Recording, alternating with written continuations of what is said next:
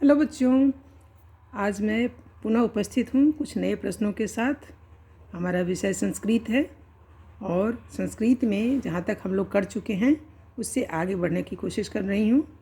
आज हमारा फिर एक पदेन यहाँ पर लिखा है, प्रश्नानाम उत्तरम एक पदेन। एक पदेन यानी एक शब्द में जो आंसर है वो लिखने की कोशिश है हमारा। तो बढ़ते हैं आगे। हम लोग इससे पहले ये सब प्रश्न कर चुके हैं और यहाँ 10 से स्टार्ट कर रही हूँ। 10 में है ना, क्या है? विद्युत बल्बस्य आविष्कारः कः कृतवान। इसमें है विद्युत बल्ब का आविष्कार किसने किया। विद्युत बल्बस्य आविष्कारः कः कृतवान। इसका आविष्कार एडिसन, आप लोग साइंस में भी पढ़े होंगे, एडिसन ने किया था। दूसरा है कंप्यूटर यंत्रस्य आविष्कारः कस्मिन् वर्षे अभवत्। यहाँ आविष्कारक का नाम नहीं है, किस वर्ष हुआ था, तो 1946। तीसरा है कस्य नामना नोबेल पुरस्कारः प्रदीयते। ये है अल्फ्रेड नोबेल पुरस्कार। 13वां है मोटर कारस्थ आविष्कारः कः कृतवान। इसका नाम ऑस्टिन है। 14वां है स्कूटर यानम आविष्कारं कः कृतवान। तो जी ब्रैड शॉ है। 15वां है रोगानां विनाशाय कः आवश्यकः। तो इसका आंसर है उपवास है। 16वां है कस्य चत्वारि वर्धन्ते। अब यहाँ थोड़ा सा एक वाक्य में लिखने वाला आंसर, ऐसे एक शब्द में भी आप लिख सकते हैं, लेकिन यहाँ पर जो प्रश्न है आपके पाठ में वो एक वाक्य लिखने वाला है। तो ये क्या है? पूर्ण वाक्येन उत्तर, ठीक ना। तो प्रश्न आपका क्या है? कस्य चत्वारि वर्धन्ते। कस्य चत्वारि वर्धन्ते, इसमें आप क्या करेंगे? ये आपका कस्य प्रश्न है, इस पर फोकस हम लोग इससे पिछले वीडियो में भी कर चुके हैं कि आप किस तरह से आसानी से आंसर समझ पाएंगे और उसको लिख भी पाएंगे इजीली। इस कस्य को, ये आपका प्रश्न है कस्य, और कस्य के बदले आपको क्या लिखना है? अभिवादनशीलस्य। और उसके बाद यही प्रश्न में जो आपका लिखा है चत्वारि वर्धन्ते, यही उतारना है। आपने पढ़ा होगा अभिवादनशीलस्य नित्यं वृद्धोपि सेविनः चत्वारि तस्य वर्ध्यन्ते आयुर्विद्या यशोबलम। यही चीज़ यहाँ पर है। तो अभिवादनशीलस्य चत्वारि वर्ध्यन्ते, चत्वारि में क्या सब है? आयुर्विद्या यशोबलम।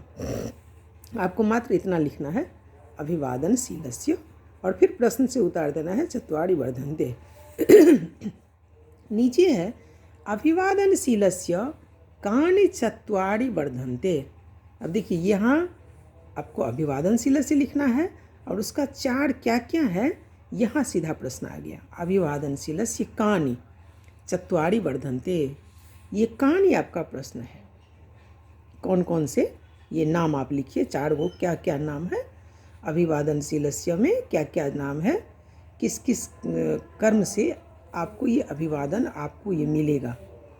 तो आयुर्विद्या यशोबलम, यहाँ कानि को आप छोड़ देंगे, ठीक ना, और लिखेंगे क्या? अभिवादनशीलस्य, इतना लिखेंगे। और उसके बाद यहाँ लिखेंगे आयुर्विद्या यशोबलम चत्वारि वर्धन्ते। आप कानि छोड़ेंगे और इधर से अभिवादनशीलस्य लेंगे, फिर आप नीचे लिखेंगे आयुर्विद्या यशोबलम और फिर चत्वारि वर्धन्ते। यहाँ कानि आप उड़ा देंगे, बस आपका आंसर तैयार। नीचे और क्या है? कति मान्यस्थानानि सन्ति।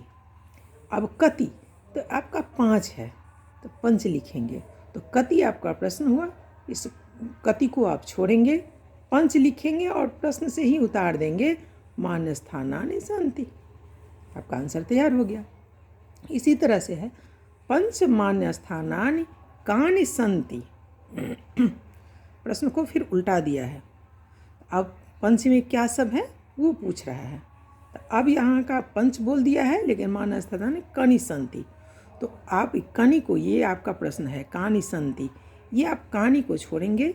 वित्तं बंधुर्वयं कर्म विद्या एतानि, और एतानि उसके बाद ये पंचमान्य स्थानानि संति। कानि को छोड़ेंगे, कानि को छोड़ेंगे और यहाँ से शुरू करेंगे। वित्तं बंधुर्वयं कर्म विद्या एतानि पंचमान्य स्थानानि सन्ति।